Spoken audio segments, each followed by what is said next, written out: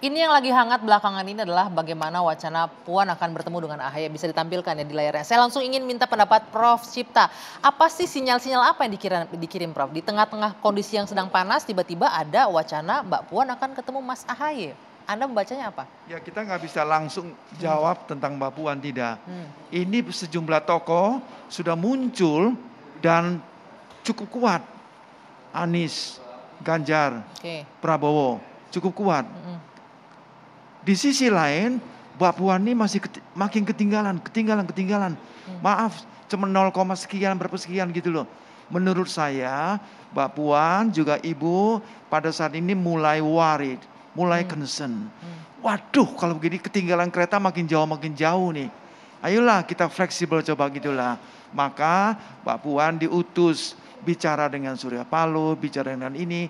Terakhir yang kita dengar, kita baca, ketemu dengan AHY. Sudahlah, lupakan yang dulu itu kita ketemu. Penjajakan menurut saya ada kemungkinan kalau berpasangan ini ada peluang juga. Tapi dengan syarat Mbak Puan tuh harus dipoles. Yang poles kalau perlu Profesor Cipta Lesmana. Waduh, Bu Masinton tolong disampaikan itu. Jadi, gimana? Ya, jadi begini. Julvan nggak sabar sudah mau hantam saya. Mbak Anggi, bahwa yang disampaikan oleh Pak Said Abdullah, ya DPP partai, beliau menyampaikan bahwa melihat fenomena menjelang pemilu, belum apa-apa udah rame apa segala macam. Nah ini kan nggak elok dalam konteks kebangsaan kita. Kita nggak inginlah bangsa ini terpolarisasi terus-menerus seperti itu. Maka Mbak Puan salah satu yang ditugaskan oleh partai, ada Mas Nanan, Pak Sekjen juga dan DPP lainnya untuk melakukan ya komunikasi kepada partai-partai politik dan juga organisasi ormas lainnya seperti itu. Nah, kenapa umpama ya? Enggak, pertanyaan saya ini apakah ini coba untuk cooling down nih atau benar-benar ingin mencoba untuk koalisi? Jadi begini. Wacana pertemuan ini.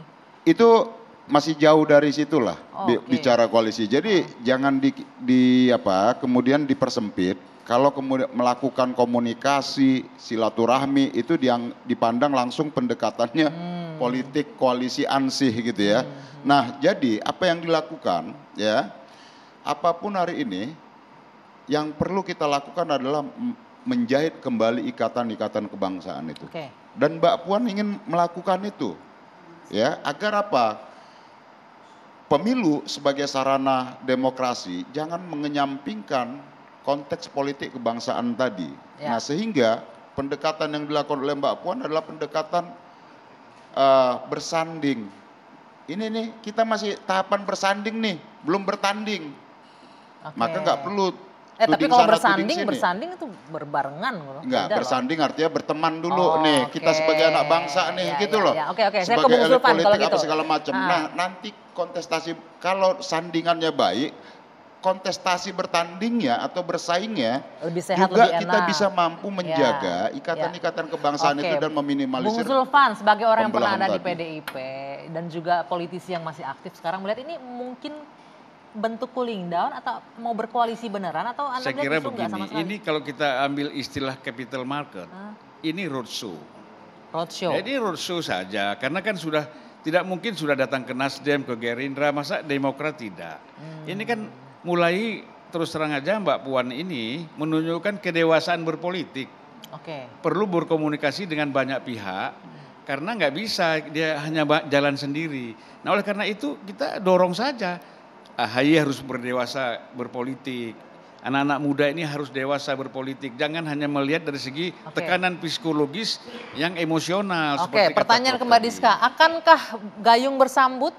Keinginan ini apakah akan disambut oleh intinya adalah semua hubungan ini kan udah hubungan baik yang sudah terjalin lama. Jadi kalau seandainya tadi bilang Mbak Puan baru mau roadshow 2000 berapa ini sekarang 2022 sebelum menuju 2024 Mas AHY semenjak menjadi ketua umum kita sudah punya silaturahmi 360 yang mana kita terus melakukan silaturahmi kemana-mana bahwa apapun bentuknya silaturahmi bernegara, politik berbangsa ini harus terus dijalankan dengan baik, politik santun yang selama ini kita jalankan. Sehingga dan salah satunya waktu itu di MPR, waktu Mas Ahaye ke MPR juga bertemu dengan Mbak Puan. Jadi menurut kami ini kalau menurut saya ini sama lah, kita semua tapi punya bahasanya Bang hal Zulfan, yang masa sama. Uya ketemu ketua lain nggak ketemu sama ketum Demokrat gitu. Jadi kayaknya ya untuk melengkapi gitu. Ya apapun konteksnya, tapi kan ini kembali lagi Mbak, janganlah kita membuat narasi yang kayaknya PDIP dan Partai Demokrat tidak pernah bisa bersatu. Kan kita sudah, tapi faktanya udahlah, di media itu yang terjadi, yang terbaca oleh publik.